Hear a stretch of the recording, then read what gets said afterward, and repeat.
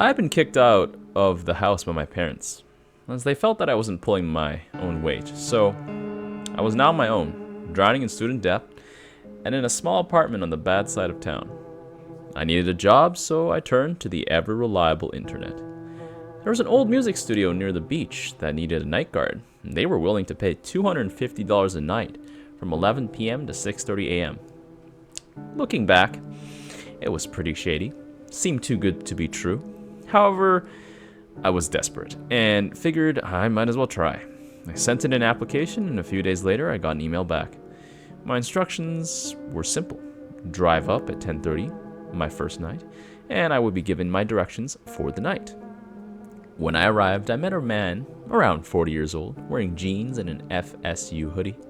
He gave me a list of rules, pointed me down to my office, and said that at midnight I should probably begin to check everything and make sure that all was in order.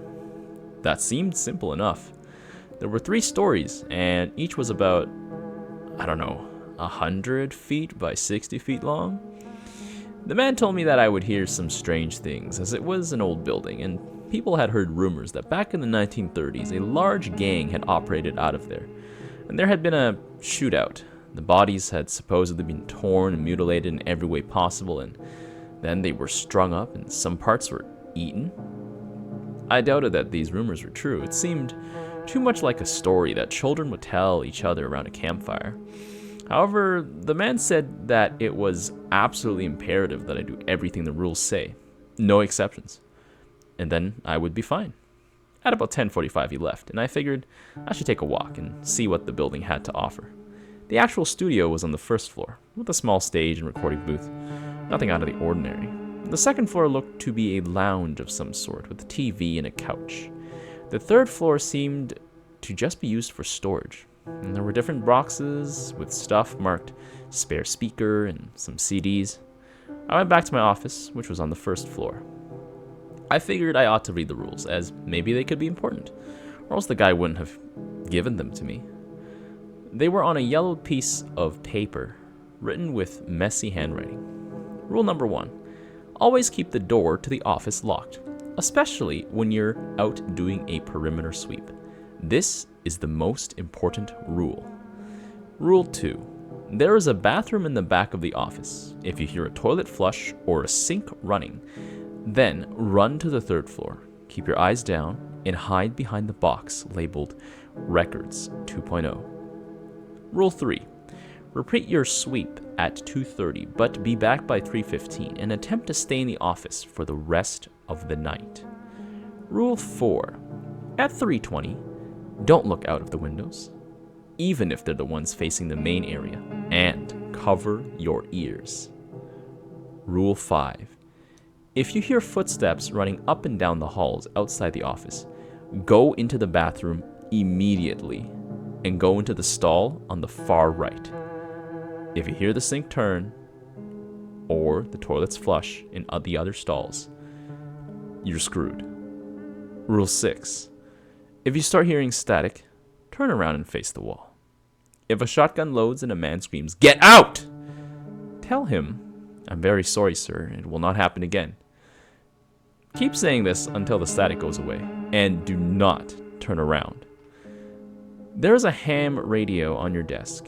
Keep it on at all times, and if you hear a man crying, continue to listen closely. And if you hear him give instructions, do exactly what they say, but never listen to him over the rules. If you are on the perimeter sweep and the bookshelf on the 2nd floor behind you falls over, do not look. Simply say, "Sir, I'm afraid you have dropped something," and carry on with the sweep. Don't worry, the books will have been cleaned up. If you hear gunshots on the 2nd floor, don't go up there to check, and don't call the police, and if you hear footsteps and a man asks if there's anyone there, hide under your desk and don't make a sound. When you hear the footsteps go away, wait 10 to 15 more minutes. He likes to play tricks. Rule 10. Do not leave before 6:30. This is very important. What the? Was this their idea of a sick prank, I wondered? I wondered if this was something they came up with to scare the new guy, but this wasn't really an office environment, and the guy who had been seen earlier was the only person that seemed to work here. I wanted to leave right then and there, but I remembered what I was getting paid, and I decided to oblige him and follow his cute little list. I'll stay, but the man didn't seem the type to joke around, and the rules seemed too serious to be a joke. Regardless, there was something off about that list of rules, something peculiar. I couldn't place my finger on it, but something about it was beginning to scare me. Come on, you're 23, stop being such a pussy, and do what you have to do to get paid, I thought. Still, the more I thought about it, the more the sliver of fear inside me began to grow. As long as you follow the rules, you'll be fine. As long as you follow the rules, you'll be fine. The man's words flashed back into my head, and that strangely helped.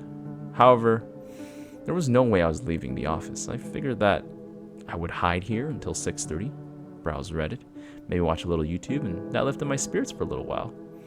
After all, as long as I listened to the rules, I would be fine, right?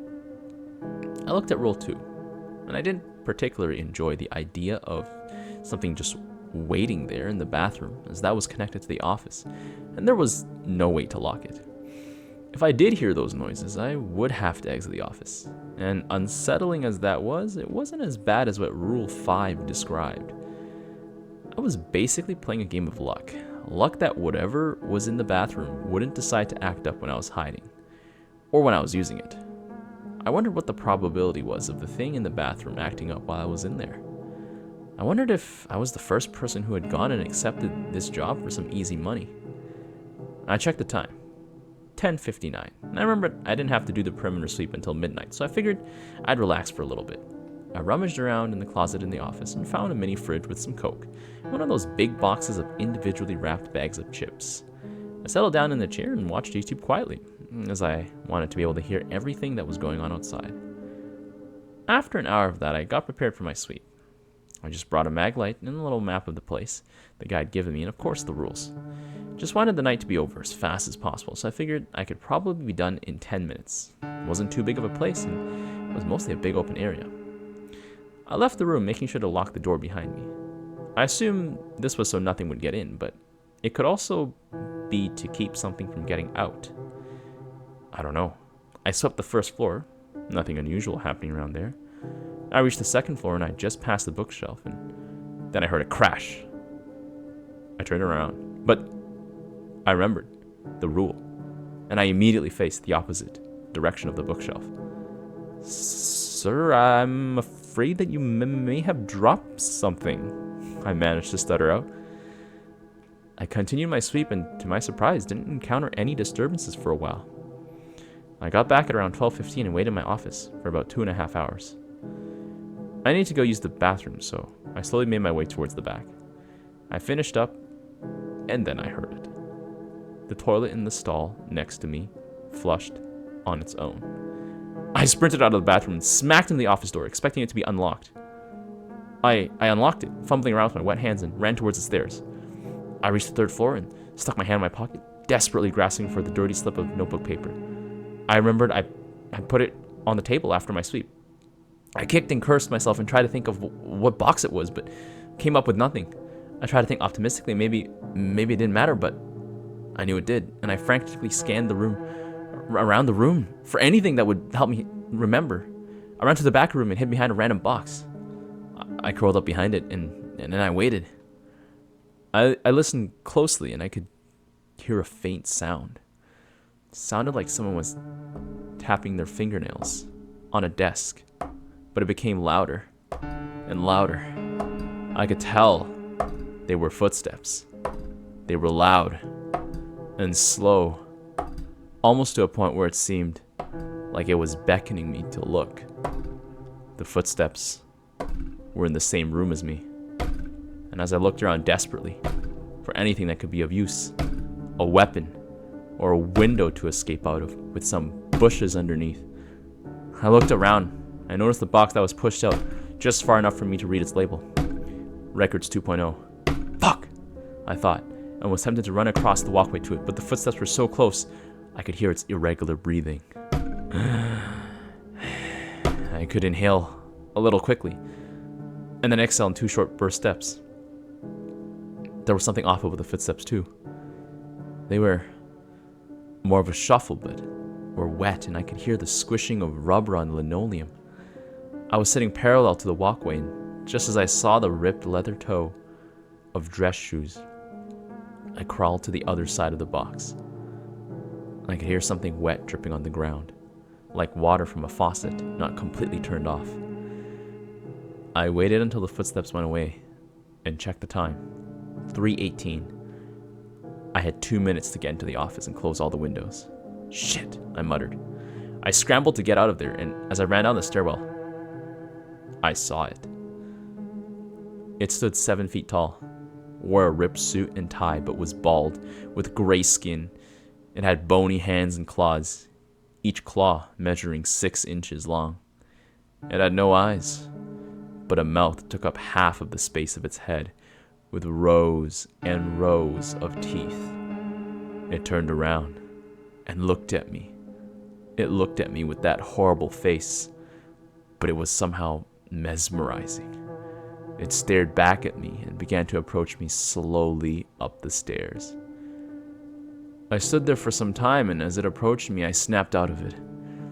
I realized the reality of the situation. It was only about 2 feet from me, and I turned around and ran up the stairs.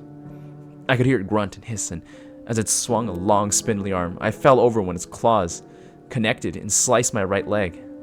I fell backwards down the stairs. I got up and tried to limp down the stairs to the first floor, only to fall down once again. I got up and limped my way over to the office, my hand holding my leg, and as I got into the office, I could hear the wet shuffling behind me.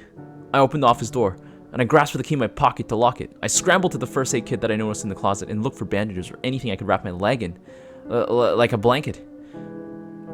I eventually found a small roll of bandages and looked down at the gash on my leg. I needed medical attention immediately. There were 3 gashes, the middle and the deepest one being about 2 inches deep, and the one under it about 1 inch deep, and the one above it only about half an inch deep. My jeans were ripped up, so I used the small surgical knife in the box to cut them off, and I grabbed my phone to call 911.